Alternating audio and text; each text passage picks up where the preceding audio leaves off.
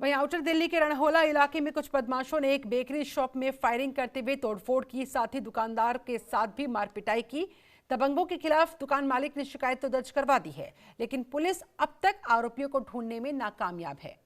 दरअसल देर रात रणहोला के विकास नगर में कुछ लोग एक बेकरी पर केक लेने के लिए पहुंचे। जब बेकरी के मालिक ने केक की खत्म होने की बात कही तो दबंग बहस करने लगे। दबंगों ने उसके साथ गाली गलौज करनी शुरू कर दी। देखते ही देखते आरोपियों ने दुकान मालिक के साथ मारपिटाई करनी शुरू कर दी। ये देखिए किस तरह से हथौड़ा लेकर वहां पर दुकान पर हमला करते ये दबंग इन तस्वीरों में नजर आ रहे हैं, और ऊपर से फिर हवाई फायरिंग भी करते नजर आए। शोर सुनकर आसपास के लोग वहां पर एकत्रित हुए, लेकिन कोई भी बेकरी के मालिक को दबंगों से बचाने के लिए आगे आने की हिम्मत नहीं जुटा पाया। बेखौफ दबंगों ने बेकरी के अंदर तोड़फोड़ की, कांच के काउंटर को तोड़ दिया। दुकान में रखा हुआ सारा सामान भी दबंगों की तरफ से हथौड़ा मार मार कर तोड़ दिया गया। दुकान के बाहर निकलकर रौब जमाते हुए हवाई फायरिंग की भी तस्वीरें आपके सामने। ऐसे में यहाँ राजधानी दिल्ली में रणहोला इलाके में बदमाशों के हौसले किस कदर बुलंद, तस्वीरें गवाह।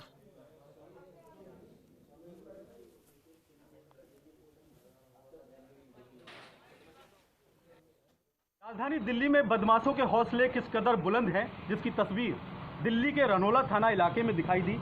इस वक्त हम मौजूद हैं रणहोला थाना इलाके के विकास नगर में, और यहाँ पर आप देख सकते हैं दुकान के बाहर कांच टूटा पड़ा है। वारदात देर रात की है। न सिर्फ यहाँ गोली चलाई गई, बल्कि दुकानदार को जमकर पीटा भी गया। लोग तमाशबीन बने रहे। हमारे साथ बात करने के लिए खुद ललित जी हैं, जो इस घटना के चश्मदीद भी हैं, और क्या रहा ये पूरा मामला जानते हैं। ललित जी, कैसे क्या था ये मामला? कल शाम लगभग 8 बजे के आसपास की बात है, जहाँ ये वारदात हुई उसके ठीक सामने मेरा ऑफिस है। तो वहाँ अपने ऑफिस में बैठा हुआ था, एक दो लोग अपने साथ बैठे हुए थे। जब हमने यहाँ कुछ शोर शराबा सुना, जब आगे करके आए तो देखा कि यहाँ पर जो दुकानदार है सामने राजेश यादव, उनको पूरी तरह से मारा पीटा जा रहा है।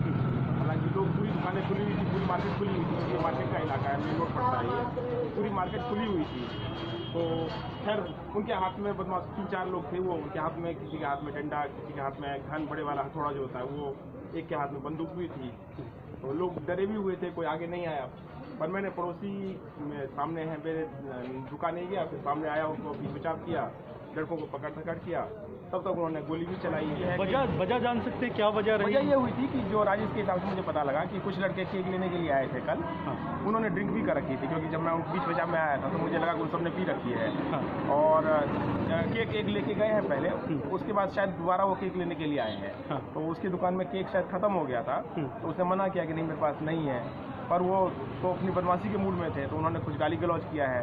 इसी बात पर हाथापाई शुरू हुई है दोनों में, दुकानदार में, राजेश में और लड़कों में, और उसके बाद ये बात बढ़ी है। इस बात की शुरुआत हुई है। कितने बजे की बात है ये? लगभग शाम के 8 बजे। 8 बजे की। तो साफ तौर पर आप देख सकते हैं कि ये ललित जी है, जो कि इसी दुकान के सामने ही इनका घर है।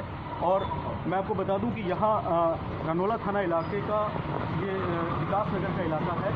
लोग यहाँ पर मौजूद थे उस वक्त जिस वक्त इस वारदात को अंजाम दिया गया। हालांकि पूरे पुलिस महकमे में हड़कंप मचा हुआ है, और पुलिस पर कहीं ना कहीं सवाल है, और वहीं स्थानीय लोगों पर भी इस बात का सवाल है कि इस तरह की वारदात को अंजाम दिया जा रहा था, और लोग तमाशबीन बन तमाशा देखने पर मजबूर थे। मोहम्मद अजीज सैफी, जनतंत्र टीवी, दिल्ली। दिल्ली के मोती नगर इलाके में रामा रोड पर एक कंपनी में अचानक भीषण आग लग गई। कहा जा रहा है कि इस दौरान मौके पर 25 फायर ब्रिगेड की गाड़ियां पहुंची, आग पर काबू पाया। हालांकि हादसे में किसी के हताहत होने की खबर सामने नहीं आई। फायर ब्रिगेड की टीम ने 5 लोगों को सुरक्षित बाहर निकाला। कहा जा रहा है बिल्डिंग के ऊपर वाली मंजिल पर कैफे था, जिसमें हादसे के वक्त 5 लोग मौजूद थे, जिनका रेस्क्यू कर लिया गया है।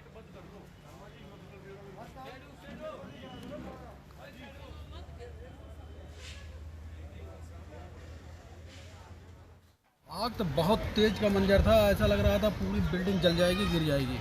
और अब करीबन वही है क्या 12:30-1 बजे की बात थी, और ऐसे थोड़ा मोड़ा आग नीचे खिड़की में के पास में जल रही थी। हम लोगों ने आवाज़ दिया, और उसके बाद ऊपर से पानी डाले। ऐसे करते करते खिड़की के रास्ते पूरी अंदर आग पर चली गई।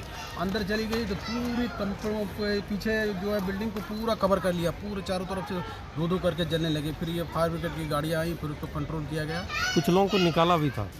हाँ जी, कुछ लोगों को निकाला भी गया था। गाड़ी आई थी फायर ब्रिगेड की, उनको फिर लिफ्ट के रास्ते नीचे उतारा गया। ऊपर रेस्टोरेंट वगैरह पता लगा कि हाँ जी। वैसे उस समय आप लोग, चूँकि यहाँ आप लोगों का घर है, आप लोग भी डर गए होंगे? बहुत हम लोग डर गए थे। हम लोग पूरा इसको बचाने के लिए चारों तरफ से पानी फेंक रहे थे और जो सारे लोग इकट्ठा हो गए थे, इसको यहाँ चारों तरफ पानी फेंक रहे थे। हम तो जगह आए ना, और अपना सामान यहाँ तक कि बाहर हम तो निकाल लिए थे कि नहीं अगर आएगा ऐसे तो हम लोग कम बच जाएंगे। वहीं दिल्ली में कोरोना संक्रमण का ग्राफ लगातार गिरता जा रहा। ताजा आंकड़ों के मुताबिक दिल्ली में कोरोना के 494 नए मामले सामने आए हैं। इस दौरान 14 लोगों की कोरोना संक्रमण की वजह से जान भी गई, जबकि 496 लोग कोरोना के संक्रमण से मुक्त हुए हैं। इससे पहले 17 मई को दिल्ली में 500 से कम कोरोना केसेस सामने आए थे। दिल्ली के स्वास्थ्य मंत्री सत्येंद्र जैन ने भी ट्वीट करके इस बात की जानकारी दी है। उन्होंने ट्वीट किया, 17 मई के बाद 7 महीने में पहली बार 500 से कम कोरोना केसेस सामने आए। पॉजिटिविटी रेट भी 7 नवंबर के 15.26% की तुलना में घट गई है, 0.73% हो गई है। पॉजिटिविटी रेट पिछले 11 दिनों से लगातार 1% से नीचे ही चल रही है और ये अच्छी बात है, मनोबल को बढ़ाने वाली है।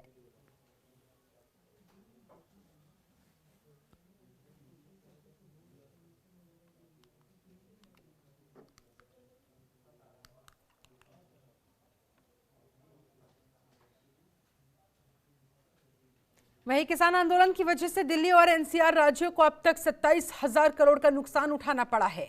व्यापारिक संगठन confederation of all India traders यानी कि कैट ने शुक्रवार को इस व्यापारिक नुकसान का बकायदा पूरा आंकलन जारी किया है। नए कृषि कानूनों के खिलाफ आंदोलन चल रहा है। दिल्ली की सीमाओं पर किसान डटे हुए हैं। 1 महीने से ज्यादा का समय हो चुका है। इस वजह से दिल्ली से कई राज्यों को जोड़ने वाली सड़कें बंद है। कैच के राष्ट्रीय अध्यक्ष पीसी भरतिया और राष्ट्रीय महामंत्री प्रवीण खंडेलवाल ने कहा, पंजाब और हरियाणा से दिल्ली आने वाले माल की आपूर्ति पर बड़ा फर्क पड़ा है। इन दोनों ही राज्यों से विभिन्न वस्तुओं की आपूर्ति प्रभावित हुई है। हिमाचल प्रदेश, जम्मू कश्मीर, मध्य प्रदेश, गुजरात, महाराष्ट्र और देश के अन्य राज्यों से दिल्ली आने वाले सामान की आपूर्ति पर बुरा असर पड़ा। दोनों व्यापारी नेताओं ने कहा, दिल्ली में प्रतिदिन लगभग 50,000 ट्रक देश भर के विभिन्न राज्यों से सामान लेकर दिल्ली आते हैं। लगभग 30,000 ट्रक प्रतिदिन दिल्ली से बाहर अन्य राज्यों के लिए सामान लेकर जाते हैं। किसान आंदोलन के चलते न केवल दिल्ली सामान आने बल्कि दिल्ली से संपूर्ण देश में सामान जाने पर भी प्रभाव पड़ा। ऐसे में जितना जल्दी हो सके सरकार और किसानों को बातचीत के जरिए इस समस्या का हल निकालना होगा।